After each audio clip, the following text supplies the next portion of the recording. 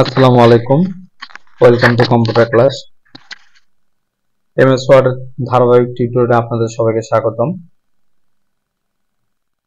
আজকে আমরা এমএস ওয়ার্ডের যে বিষয়টি নিয়ে আলোচনা করব, স্ক্রিনশট।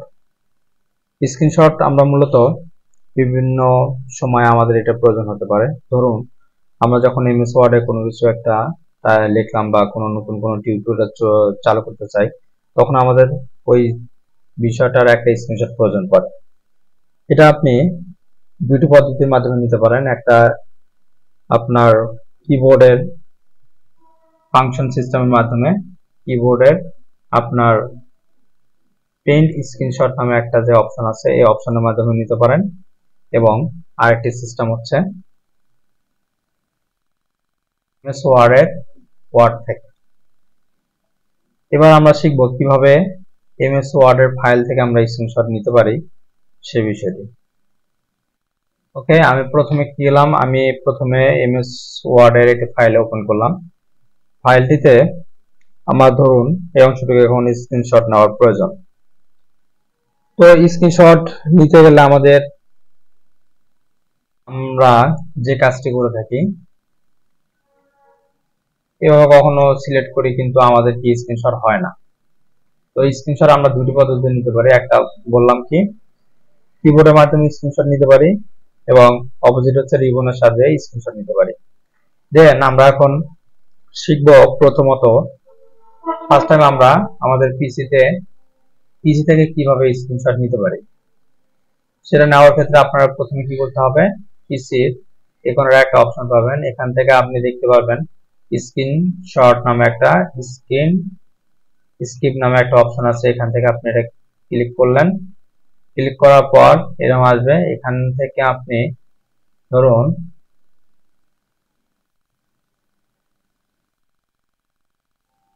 ক্লিক করার সঙ্গে সঙ্গে কিন্তু আমার স্ক্রিনশটটা হয়ে গেছে। দেখেন স্ক্রিনশট কিন্তু হয়ে গেছে। এখন এই স্ক্রিনশটটা আমি কিভাবে বুঝবো এটা হয়ে গেছে? দেন এটাকে আমি ধরুন একটা নিউ পেজ ওপেন করে নিলাম। একটা নিউ পেজ আমি ওপেন করলাম, ব্ল্যাঙ্ক পেজ ওপেন করার পর এখানে কন্ট্রোল ভি দিলাম। ভি দিলে আমি দেখতে পাচ্ছি যে আমি যে পেজটা ছিলাম সেই পেজটাতে একটা কি স্ক্রিনশট হয়ে গেছে। এটা ছিল আমার হচ্ছে নরমালি পিসি থেকে কিভাবে স্ক্রিনশট নিতে হয়। দেন এখন এটা আমি যদি পিসির বাইরে থাকি বা যে কোথাও থাকি, সেই পুরো পেজটা আমার ডেস্কটপে যত বড় পেজ ছিল পুরো পেজটা কি আমার এখানে স্ক্রিনশট হয়ে গেছে। দেন আমার তো এত বড় স্ক্রিনশট প্রয়োজন নেই। আমার যে অংশটুকু প্রয়োজন, ধরুন আমার ছোট একটা অংশ প্রয়োজন, এটা হতে পারে, এটার আমি শুধু এই অংশটুকু স্ক্রিনশট আমার প্রয়োজন। দেন এটা আমি কিভাবে নেব? এটাকে আপনি যদি নিতে চান এমএস ওয়ার্ডে, দেন আপনাকে কি করতে হবে, ইনসার্টে যেতে হবে। ইনসার্টে যাওয়ার পর এখান থেকে আপনি দেখতে পাবেন স্ক্রিনশট নামে একটা অপশন। স্ক্রিনশটে ক্লিক করবেন। স্ক্রিনশটে ক্লিক করলেই আপনি স্ক্রিনশটে ক্লিক করলেন। ওকে, স্ক্রিনশটে ক্লিক করলে আপনি যে ফাইলে স্ক্রিনশট নেবেন সেই ফাইলে গেলাম। সরি, এখান থেকে স্ক্রিনশটে যাব। স্ক্রিনশটে যাওয়ার পর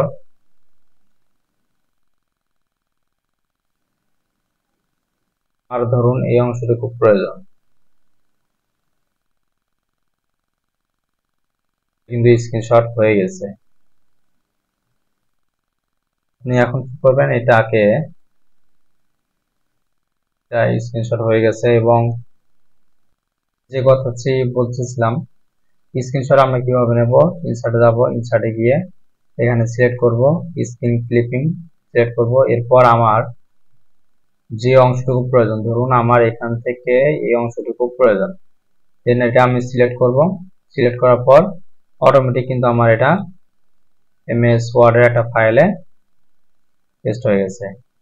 দেন আপনি খুব ইজিলি আপনার পিসির যে কোনো স্থান থেকে যে অংশটুকু প্রয়োজন সেই অংশটুকু স্ক্রিনশট নিতে পারবেন।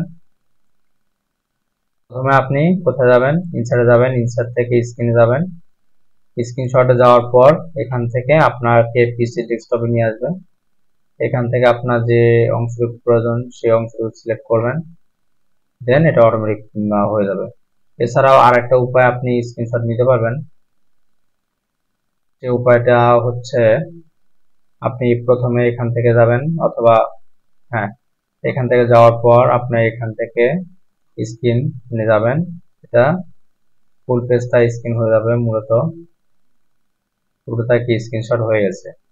দেন এটা আপনি পেস্ট করবেন কোথায়, যে কোনো একটা আপনাকে ফাইল থাকতে হবে।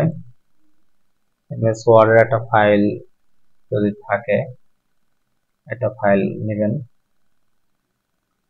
এটাতে গিয়ে কন্ট্রোল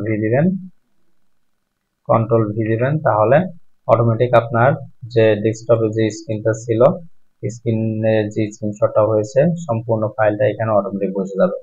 সো এইভাবে আপনি খুব সহজেই এবং অল্প সময়ের মধ্যেই যে কোনো জায়গার আপনি স্ক্রিনশট নিতে পারবেন। দেন আমাদের এই ভিডিওটি যদি ভালো লাগে তাহলে আমাদের পাশে থাকবেন এবং আমাদের চ্যানেলটিকে সাবস্ক্রাইব করে দেবেন। আমাদের এই কোর্সগুলো যদি আপনারা করতে চান তাহলে আমাদের ভিডিও ডিসক্রিপশনে আমাদের ফোন নাম্বার এবং একটি গুগল ফর্ম দেওয়া আছে, আপনারা ফর্মটি পূরণ করবেন। দেন ভালো থাকুন, সুস্থ থাকুন, আল্লাহ হাফেজ।